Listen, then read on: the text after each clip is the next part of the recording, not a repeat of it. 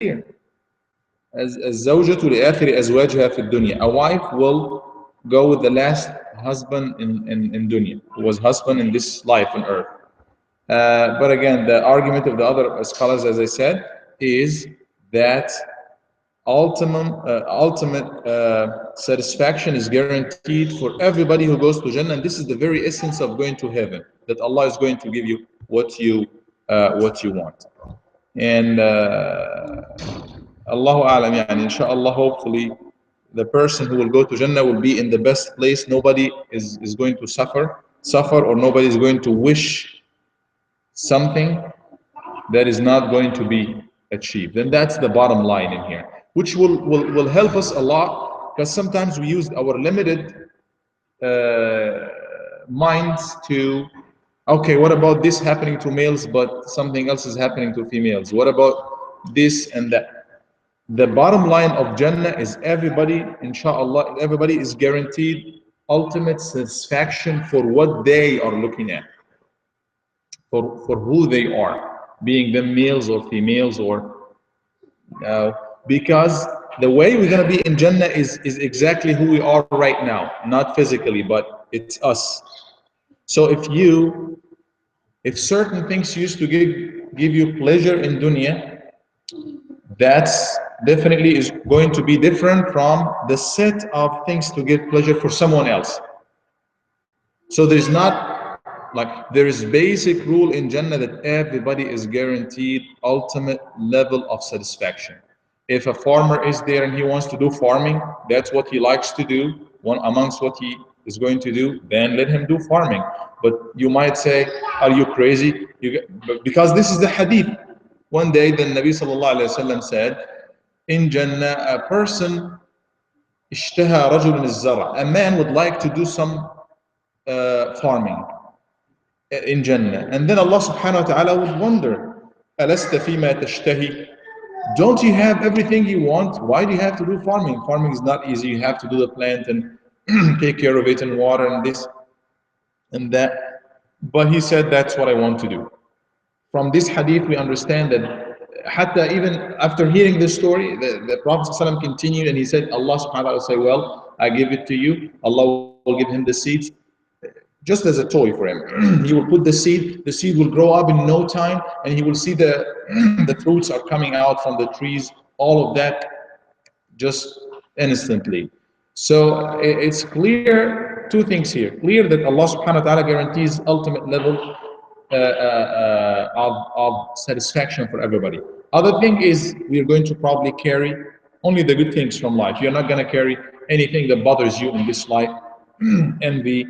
You wouldn't feel that somebody is better than you, even though we have levels in Jannah, we have grades in Jannah. You wouldn't have that level because it bothers when you have this class difference. But in Jannah, there is class based on the actions. There are people in the highest level of Al-Firdaus, closest to Allah, and there are people who are at the minimum level. But the bottom line for all of them is no one is going to be seeing that. So if you're visiting your neighbor in Jannah, you wouldn't see that difference. It wouldn't bother you because there is no bothering in Jannah.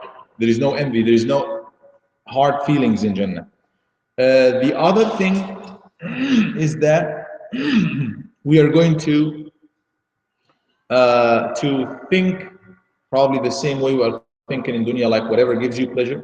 This man was a farmer, so he would think to do farming. You will probably, girls would think certain way, different from boys. They would like to have that kind of dresses and that type of hair and that type of makeup, whatever it is. Boys will probably think differently. No problem. Allah subhanahu wa ta'ala will give everybody whatever they like. There are definitely, things in there that everybody will enjoy, like the trees, the gardens, the water, that nobody's going to die. Everybody will be young forever. No bathrooms, no pain, no sickness, disease, nothing. So those are the basic things, but then Allah gives you extra. You like riding horses, Allah gives you all kinds of horses there. Flying horses if you like. You like whatever you like. I like diving, for example. I don't know what Allah subhanahu wa ta'ala will have. Those are all the oceans for you. You like food, cooking, whatever it is, Allah subhanahu wa ta'ala is going to give you everything. And this is good to think of. Thinking of Jannah is always good, because it's, if the perception is there and you enhance it all the time, that's going to make you work to get it. We have faith in that. We have faith. We don't see it, but we have faith in it. That it's there waiting for us. It's not going to be long until inshallah we get there. It's just this temporary life that we see people are leaving, just crossing from this side to the other side. A lot of time. We see it, family members, friends, people, numbers of people who die close or far. We see them that they just cross the bridge between life and the hereafter. So it's just a matter of crossing this line, this border. One of the little things, feel free to stop me at any time if I'm giving too much information that is not what you're looking at. One way to help us, work and think of Al-Jannah is the Nabi Sallallahu Alaihi Wasallam said, after each salah, if you read Ayat al-Kursi, which is the best ayah in the Quran, Allahu la ilaha illa huwa al-hayyul qayyum, 3, 4 lines, 5 lines. If you read it after each salah, there is nothing between you and making it to Al-Jannah or to heaven except to die. You're just pending. Yeah. If well, I tell you something. If that's what it takes to make it to Al-Jannah, make that little effort to learn because if the effort is not there to learn the Arabic, probably the effort is not gonna there. It's not just a matter of reading. Reading is the first level, because what is really meant is that you read it, yes, and then you're gonna reflect on it, and you go deeper into the meaning of it. It's talking about the description of Allah subhanahu wa ta'ala, you see. So I am aware of a lot of African American brothers who they just go and dig into the history to know where they're coming from. And I have come across, a few people who came to know that this is who I am. This is my identity. I belong to a tribe from Sierra Leone, West Africa, for example. And they took tremendous effort to make that, to come to these conclusions. Why? Because that's me. I want to know my fathers. I want to know my roots.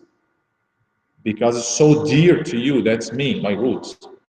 Now, Ayat al-Kursi has the description of Allah. Who is my Lord? Who is that God? So that's what makes it special. And hopefully, inshallah, there is a great reward of reading it in any language. But usually the scholars would say for somebody who's learning, until you learn, until you get there. But Quran is easy, is made easy, inshallah. You learn it, and it's never been easier than it is nowadays. You can get all the reciters of the world in here. Go to a website, YouTube, download a program or something. All of these are available there. But yes, let's shoot for the best, which is Quran is in Arabic, inshallah. And the most important thing is reflection on it.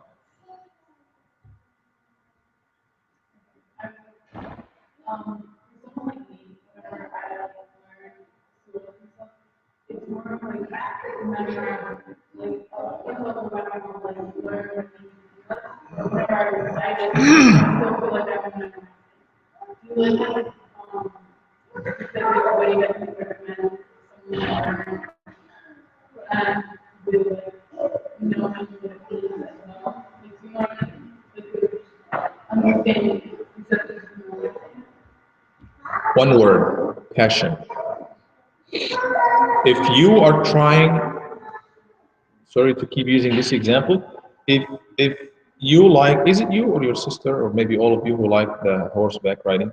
All of you, okay. Right, so I like it. I mean, if you're trying to get someone who's not, who doesn't like this, or that's not his direction or her direction, no, it's dangerous for me, or it's not even attractive to me. You're trying to get them, and it's a passion for you. You're trying to get them to do the same thing. I don't have much information. I just know that you like that. But if you really have passion into that and stuff, and you do it every day, or you spend some effort to do that, then you're trying to get that person to do the same thing. Probably they will not be as successful as you. or they will not enjoy it, they will not like it, or they will learn it, no problem, but I got it. There's nothing else. It's just fun. I know how to write now. That's it. It's not as fun as it is to go every day and hurt your back or something. That's how they look at it. So again, Quran is literally being described in the hadith as the banquet Allah is offering. This is a banquet. We have here banquets sometimes open. What is it? Open potluck buffet. It's open, and we have all kinds in there, right? And you have the pizza. Sometimes when we used to offer the pizza is here. So everybody goes for what they like. Somebody is just coming, I ate at home, or I don't like to eat, I just take a drink. Somebody likes to take only the pizza, usually the you. Somebody wants to take a lot a lot of salad, but a little bit of here. Somebody's focus is the meat. That's it depends who you are to take what you like. Maybe a little bit of everything. That's the Quran in there. Banquet of Allah. Some people they say, well, yeah, Al-Fatiha and a couple of other ayat, and I use them for salah, and that's it. But some other people, it's a passion for them to know who Allah is. What does Allah want from me? Is it going to be that difficult? You need to do some effort to learn anything, right? They say there is a saying: if you want to be a professional at anything, you have to spend 10,000 hours doing this thing. 10,000 hours. This is just a generic thing. So if you like to be an expert in anything, you have to spend 10,000 hours in there. I'm not, did I call the bad example? I didn't mean that you have to spend 10,000 hours to learn Quran. But you have to put yourself on the track. And I can give you amazing examples. I usually use this example because it is an example of somebody who's not here. And I know he doesn't mind I use this. So that is an example of a young person in NCCU, North Carolina Central University, who was in second year or something. And he came, an average African American person, walking to the masjid with that kind of long hair. I don't have any problem with it, but it just kind of strange to me, braided and all of these kind of things. Interested in Islam, he get to know about Islam. A week or two later, he accepted Islam. 6 months after that, 6 months after that, he was reading and teaching, helping me teaching Quran to other people more than, pay attention to this, more than some imams I know. Better than some imams I know. Why? Because there was passion in there. It was not 6 months. It was not day and night or anything. But he makes sure every time after Isha, he would catch me, Sheikh, can you teach me? What does this mean? And he would go and do his homework, and things are available online. But he loves that. And he is now in the time being teaching these things in Saudi Arabia. So he got to the level of, he likes it. So put passion in there. Nothing is difficult. Somebody like I know your sister likes him very much, Nouman Ali Khan. This is again a person who is, I don't know much about his background, but he came from probably a normal person or something, or just like a lay person too. Somebody that when you watch or when you listen to, you really like what he says. He has something to say. He has gems, of the Quran. So yes, if you put passion into something, whatever it is, you will learn it. Passion can come when we talk about Quran. That is the words of Allah. You love Allah subhanahu wa ta'ala, you love His word. You love somebody, you love anything that's related to Him. Anything that is related to Him. I love my kids. If I'm traveling or something and I happen to have a bag that belongs to my kids, I remember him. And it means a lot to me. That's just like it belongs to my child or something. Why? Because I love him. So anything that reminds me with Allah or related to its Kalamullah, one of the Sahaba, Ikrimah, he used to take the Mus'haf and really kiss it. And this is probably where kissing the Mus'haf, which becomes like a big shot, which is something good, nothing bad. Kissing it and put it in his forehead. And he used to kiss it and cry. He said, Kalamu Rabbi, Kalamu Rabbi. This is the words of my Lord, the words of my Lord. You see? We see all of these songs and people making songs about the words of their beloved, the letters or the emails or whatever, any communication that's coming from the lovers or the beloved ones, anything that's pertaining to it. So the same way, if you love Allah subhanahu wa ta'ala, we put passion into Quran, we learn it.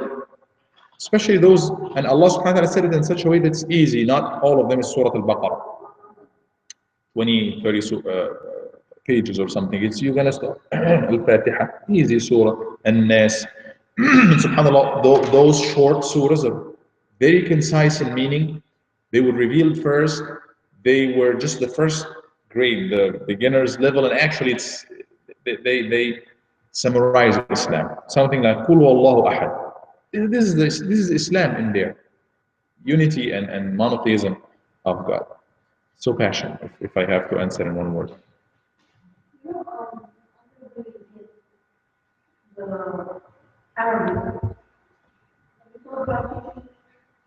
Arabic, we have a lot of things to teach and a lot of ideas and a lot of suggestions.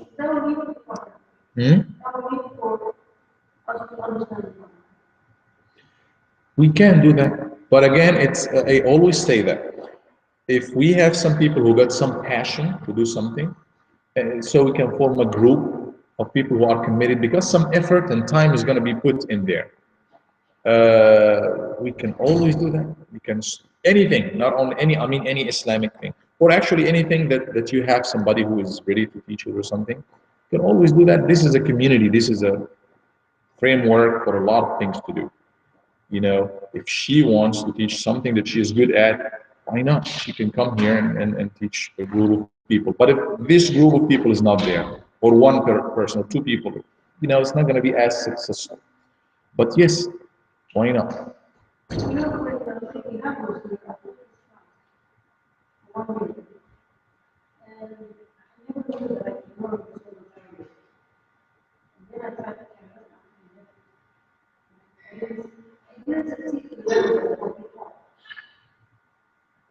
Okay.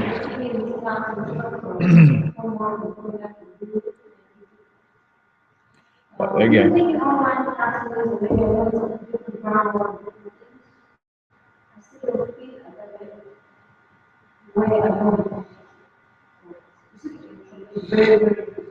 right.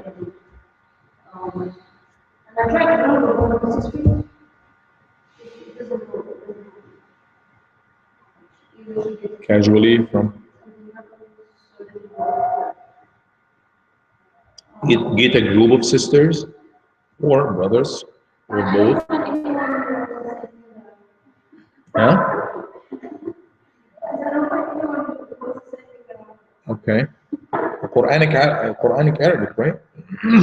I believe that I don't know, maybe you can find some converts or somebody who wants to learn, and we can start something like that, inshallah.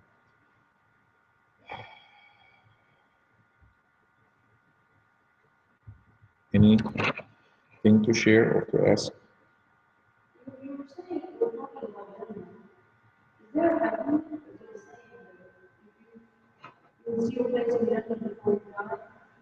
You will see your place. Yes. No, before you die, throughout the process of death. But then you see it clearly after death. Because in the hadith, did you attend the last Friday session?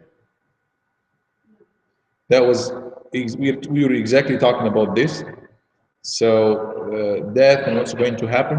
Right after death, actually from before death, at the moments of death, the person would know. From the angels who will come to claim his soul. We discussed this hadith, I believe, sometime in the past, long hadith. When you see the angels of rahmah, of mercy, and how they look like, you know. Oh, in your lifetime, you could see bushra, glad tidings somehow. Maybe somebody sees the Prophet ﷺ in a dream telling him that he will be in Jannah. It's also possible that somebody sees Allah in dream somehow. But again, no guarantees for anything until things could change at any time. And that's what the test, the dunya is for, test. And we see even some people who happen to be companions, saw the Prophet or other prophets. Like Prophet Isa, it was one of his disciples who betrayed him, closest people to him. some of the companions or the people who saw the Prophet and watched him, they went to the wrong direction. So no guarantee for nobody as well as you are alive. And that's part of faith. You have to not to be fully assured I'm good. No, you have to be always 50-50 hope in the mercy of Allah. And yes, inshallah, everything good He promised, I'm getting to it, but 50% fear that might slip or something might happen. With those two things balanced, because if you are completely afraid of the adhab and punishment of Allah, this and that, you're not going to do anything. Or if you completely count on, oh yes, Ghafoor Rahim, He's always forgiving, you're going to tend to do all the mistakes and just having the hope and fear. Sayyidina Umar, I think I said that here before, he said, if a caller calls and he says, in the day of judgment, everybody is there, is going to go to Jannah except for one person who will go to the hellfire, I will be afraid that it's going to be me. That's Umar. Prophet give him glad tidings of Jannah while alive. And the second best person after the Prophet in his ummah, and after all the prophets, but yet he has this amount of fear. But he also said, and if a caller calls that everybody is going to the hellfire except for one, he's going to Jannah, heaven, he said, I would not fail to hope that it's going to be me. So that ultimate level of I fear that Allah is going to punish me, I fear my mistakes. And that's a hadith the Prophet ﷺ said, a believer would always consider his mistakes like a mountain. Oh my God, I have done all of that. It's asking forgiveness and trying to correct, trying to amend his or her way and path. Versus a hypocrite or bad person, he always think of all of his sins like a fly that just happened to drop in his face and it's nothing. No, so we really have to be worried. This is how a successful person would not take success for granted. I am going to be successful. No, I have to work hard to get it, and I have to plan and have plan B and everything so you be successful. That's how it works.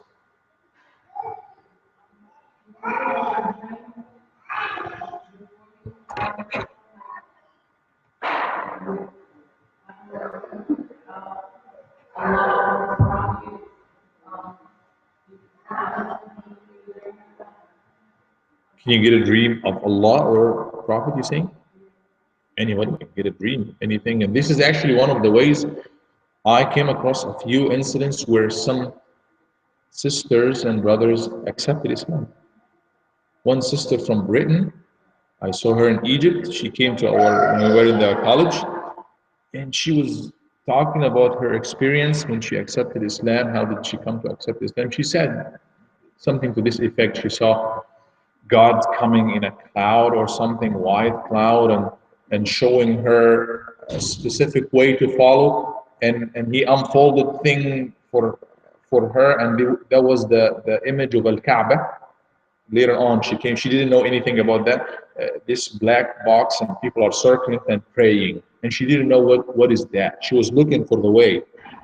She was lost, and she said, I was praying to God. I know there's God. And she was praying to God, and then God showed her that kind of thing. Later on, sometime later, she saw the exact same thing she saw in the dream, which is Al-Kaaba. Probably people were praying in Ramadan. Just happened to see it on TV.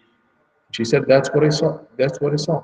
And she came to study Islam and know about it, and then she accepted Islam. So yes, Allah guides subhanahu wa ta'ala. And this not necessarily for every single person, but this could happen. And Allah subhanahu wa ta'ala's his goal is to guide everybody. That's why He sent all the prophets and messengers. And He gives the fitrah, the pure nature for everybody. That's for everybody. Is created on fitrah to bright instinct to discover Allah subhanahu wa ta'ala, to find out about Him. Then He sends all of these books and prophets and guides to guide people.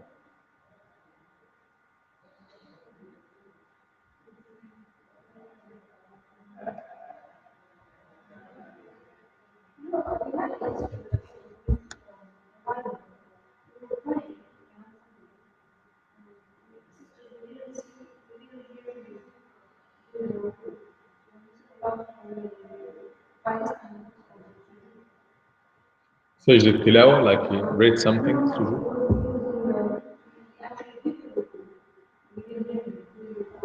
Okay, okay.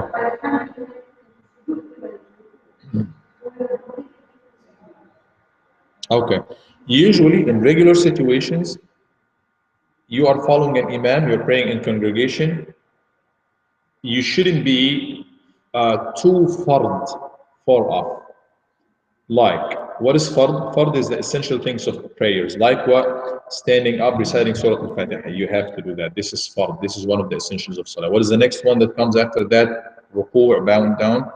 And then standing up again and then doing the sujood. You can be maximum of one fard behind.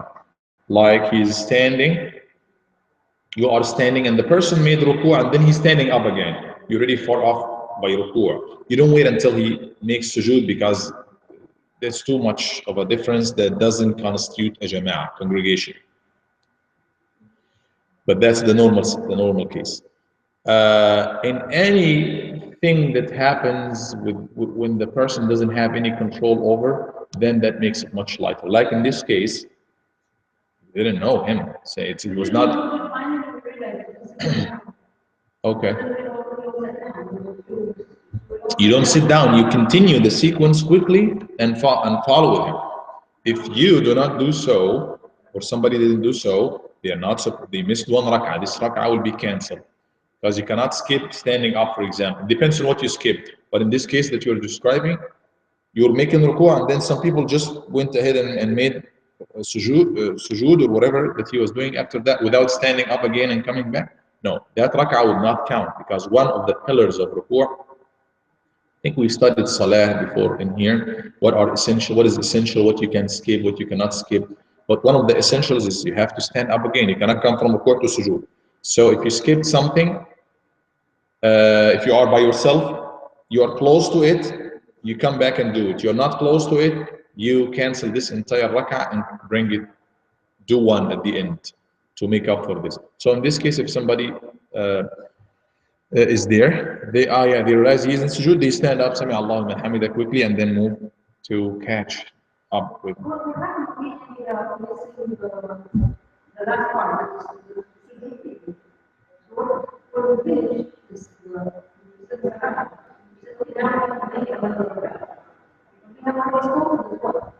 Fine, yes. Because the speech is about salah and it's not too long. This is another condition. What if somebody finished the salah, he did something, or he made a mistake at the beginning and he was planning to make sujood, but he forgot. Anything happened that he has to do, but he haven't done and he finished the salah.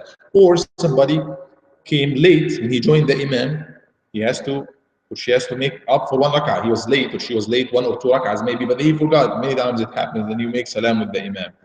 But then shortly after that, you remember, what should you do? But I already spoke to the person on my side or my right or left. That's not a problem as long as that's different from somebody who came out of the masjid and like after we finished salah, and now I remember that, or one of you remember that you did something wrong in the salah, and now it's like after half an hour and you came out of the masjid and got involved in a different discussion. Too long. The separation is too long. But if it's close, no problem. One day the Prophet ﷺ made salatu al-dhuhr. And he prayed two rak'ah, only two, and he made salam. And that's not like any imam, you can talk to him directly. That's the Prophet. He carried a great deal of respect to the Sahaba. They wouldn't even look to him open, wide eyes like, no, they would just respect him so much. So everybody was just looking to each other. What happened? Is it okay? Because things were happening also. Sometimes he would bring a rule and he would amend it later on. Islam is still coming. So they didn't know what's going on. Those who were closest to the Prophet ﷺ, they respect him so much that they wouldn't even ask him. It was somebody from the back who said, Ya Rasulullah, Anasita am qusirat? Did you forget? Did you forget something in Salah, or Salah is made short? He said, I didn't forget and it was not made short. What are you talking about? He said, no, you prayed two rak'ah. And then Nabi Sallallahu Alaihi Wasallam, he was, does the hadith even mention that he sat down and he was putting, crossing his fingers like that and finish his salah as regular and making his dua. Then the Sahaba, when this person made this claim or said that, yes, the Sahaba is he. Did this happen? Everybody said yes, it happened. So after having this discussion, what happened? He stood up again, and what did he pray? Two more rak'ah. So he continued dhuhr, even though he talked a little bit in between. Actually, it was some, I don't know, but maybe a minute or two, maybe more, because he was sitting from the hadith. He was sitting and nobody's asking the question and everybody's looking. Then he asked the question and then he got the confirmation from the other Sahaba. So he continued. But it was all regarding the Salah.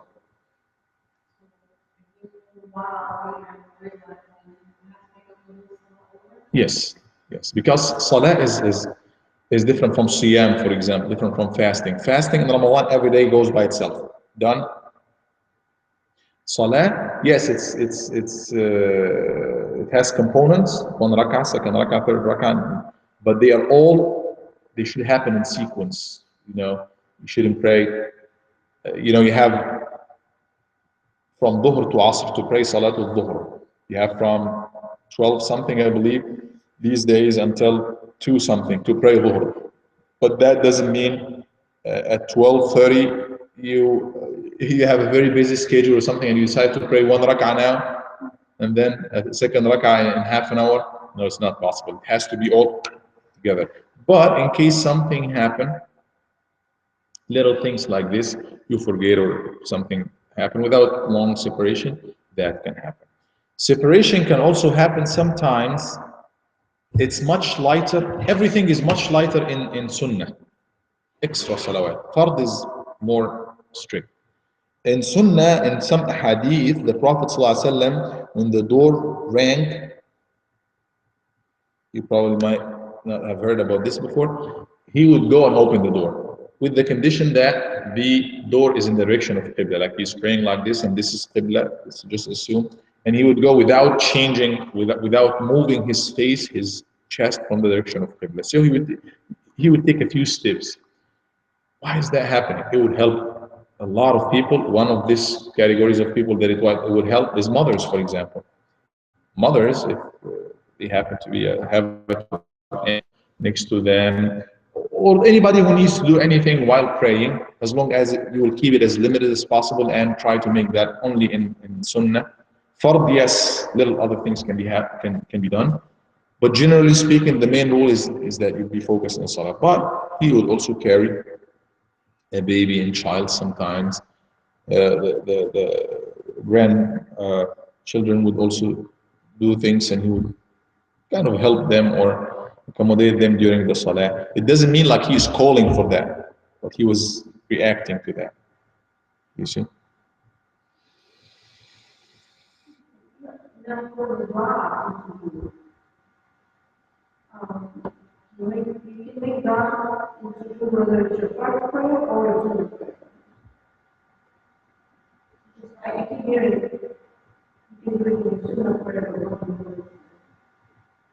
Prophet ﷺ said the hadith, as-sujood, in sujood, you are closest to Allah. He said, فَأَكْثِرُوا فِيهِ مِنَ الدُّعَاءِ. So, this is the position you make أكثروا. Akthar, what's kathir? That's Arabic. Kathir is a lot. Akthar, even more.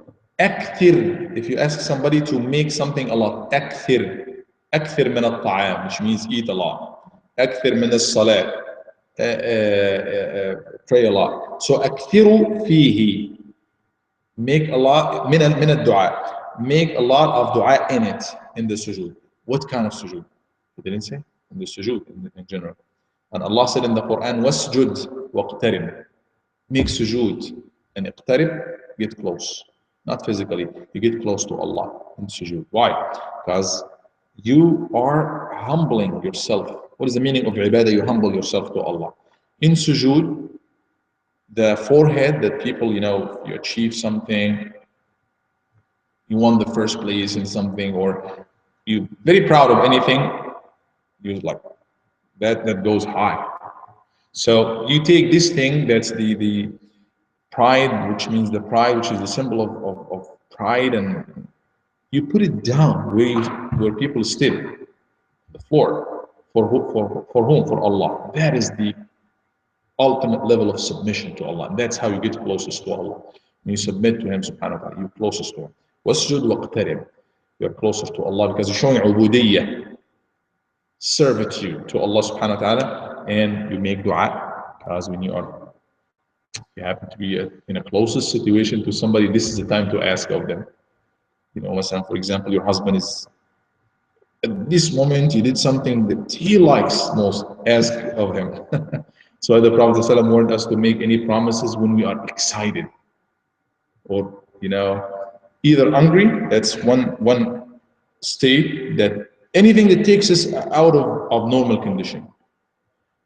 لا يقضي القاضي حين يقضي وهو غضبان. A judge cannot do his job while he's angry, or he has to go to bathroom. Another hadith. Same for prayer, same for anything. So you are extremely excited, do not promise much, because you're gonna promise things or say things that you not really mean or like.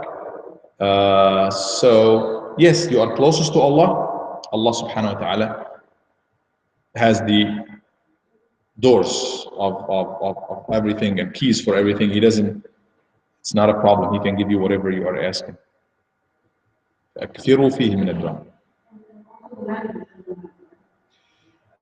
Some scholars argue in Salah you have to be very conservative and just Arabic, because that's their argument is that's the way the Prophet ﷺ prayed, and he told us pray as you see me praying. But personal view, and also it's obviously following a view of many scholars, is that also only applies to Quran, but not to dua, for example. For dua, I mean, yes, the Quran is holy because it's the word of Allah, and He revealed it in this language, this and that. But dua, I mean, even if I ask somebody to learn a language, he would learn the general du'as and everything. But the specific dua is like, she has a condition now that she needs to talk with Allah in her own language or in his own language somehow. The other argument is that, yes, good, that's valid, but it can be done outside Salah. But the counter argument, why not inside Salah? It doesn't mean the Prophet didn't do it, but he didn't prevent it either. He didn't prevent it. The argument is so strong in the case of Quran, right? But in the case of dua, you need to ask Allah about a specific thing that's related to my condition. Why do I have to do it in Arabic? So I believe dua is even during Salah, you ask Allah in your own language, in your own, because that's going to reflect your feelings, your requests, and everything. And that's what Allah wants, communication, contact.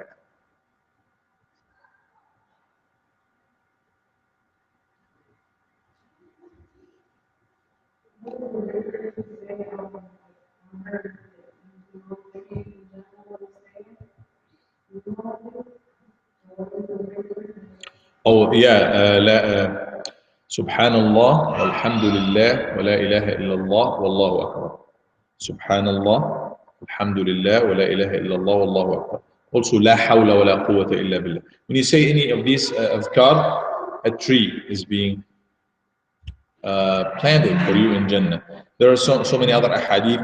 You say that a house or a palace is built for you in Jannah. And you read, for example, Qul huwallahu ahad 10 times.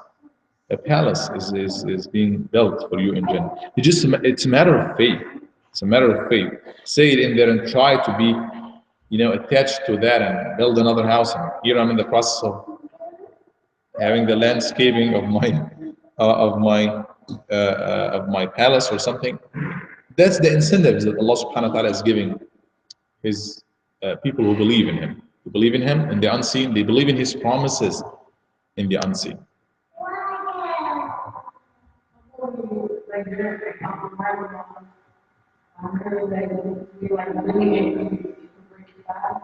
If what? No, it reduces, it might reduce the reward, but breakers of fastings are unknown. We discussed them in detail. Mostly physical things that you do. But getting angry or using foul language or anything like that would reduce the reward and might incur some sayyat, bad deeds, but no, they will not break the fast. Yarhamukumullah. Bless you. Inshallah.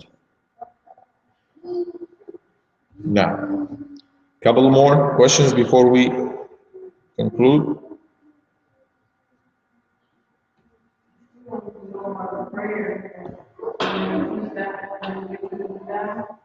Prayer? No, so, how to pray, you mean?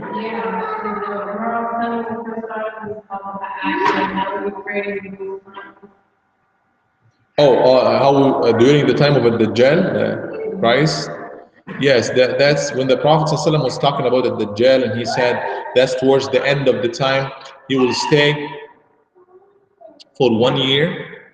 One day of that year is 1 day is like a year, and one of those days is like a month, our time, and one of those days is going to be like a week, and one is going to be this, and one is going to be like an hour, one is going to be like the time you just burn a little leaf, palm tree leaf, and the rest of the days are just like the normal days. Hearing that, the Sahaba said, and what about prayers in those during those days? That's their concern in here. If you're saying that there's a day that would look like a year, do we pray the normal time or how do we pray? He said, فَقْدُرُوا لَهُ. Make some kind of proportion in here. So you go by kind of calculation. Usually that's the time between Dhuhr and Asr.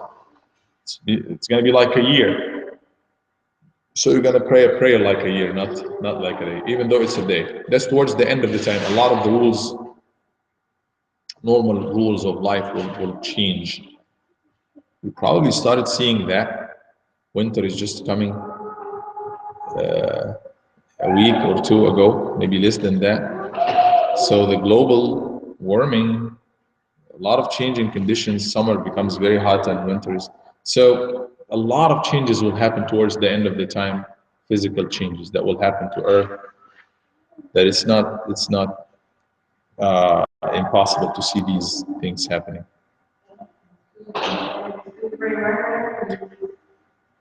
You'll make calculations, like it will look like a year, but because we usually pray with the sun, like the sun marks the beginning of the day, so when the Fajr comes we pray, when Dhuhr, which is the noon time, but sun is just 1 day, just 1 day time, but the Prophet said it's going to be like a year. So he said you make your calculation to pray like you regularly pray, not like it's not going to be a prayer of 1 day. It's going to be a prayer of prayers of 1 year by making some kind of calculation somehow.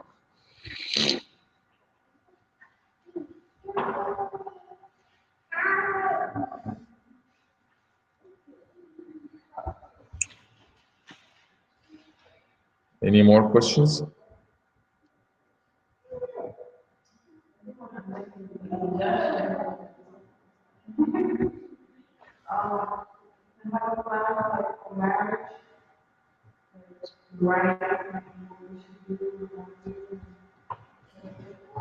Only the rights? Or responsibilities as well? And rights of who? Rights of the wife or the rights of the husband?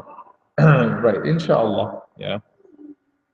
Talked about this in a few khutab before, but we can do that, inshallah. We can talk about marriage, rights and responsibilities. Bi-idhnillahi ta'ala. Okay, so we conclude here and we ask Allah subhanahu wa ta'ala to forgive our sins and guide us and keep blessing us. Allahumma amin. جزاكم الله خيرا وصلى الله على سيدنا محمد وعلى آله وصحبه وسلم.